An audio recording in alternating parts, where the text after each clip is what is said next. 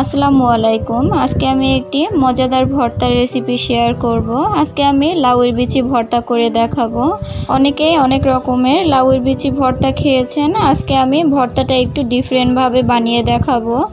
ভর্তাটা বানানোর জন্য আমি এখানে নিয়েছি 1 কাপ লাউয়ের বিচি, 5-6টা পুঁটি মাছ, 6-7 কোয়া রসুন কুচি, হাফ কাপ পেঁয়াজ কুচি, 6-7টা শুকনো মরিচ আর নিয়েছি 4টা কাঁচা মরিচ।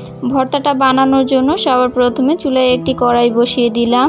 এতে দিয়ে দিলাম সরিষার তেল। এবার সবগুলো উপকরণ খুব সুন্দরভাবে ভেজে নিব।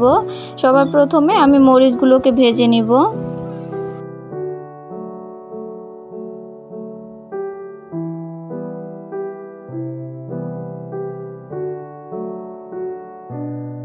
মরিচটা খুব সুন্দরভাবে ভাজা হয়ে গেলে এবার আমি পেঁয়াজ, রসুন ও কাঁচা মরিচটা খুব ভালোভাবে ভেজে নেব।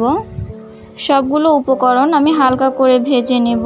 সবগুলো উপকরণ হালকা করে ভেজে নেওয়ার কারণে আমার ভর্তাটা বানাতে সুবিধা হবে, যেহেতু আমি ভর্তাটা শিলপাটায় বাটবো।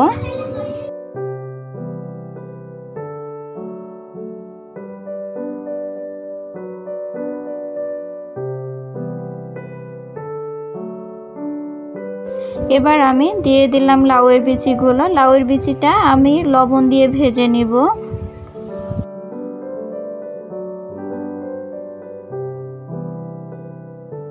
লাউয়ের বিচিগুলো হালকা করে ভাজা হয়ে গেলে আমি এক সাইড করে নিলাম। এবার দিয়ে দিব পুঁটি মাছগুলো। পুঁটি মাছগুলো আমি অল্প একটু লবণ দিয়ে ভেজে নিব।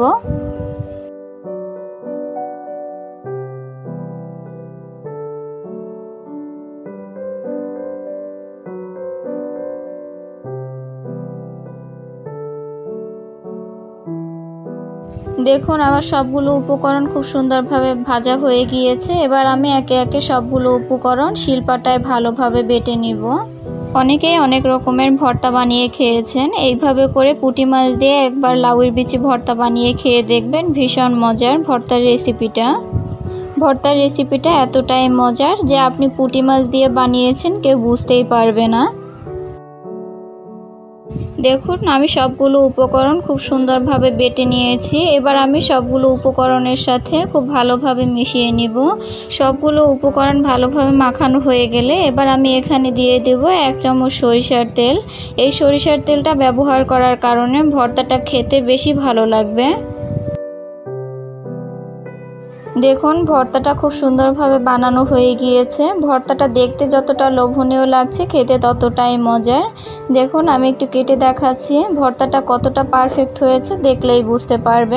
অনেকে আছেন চিংড়ি মাছ দিয়ে ভর্তা খেতে চান না, এইভাবে একবার মাছ দিয়ে ভর্তা বানিয়ে খেয়ে দেখবেন, ভীষণ মজার ভর্তার রেসিপিটা।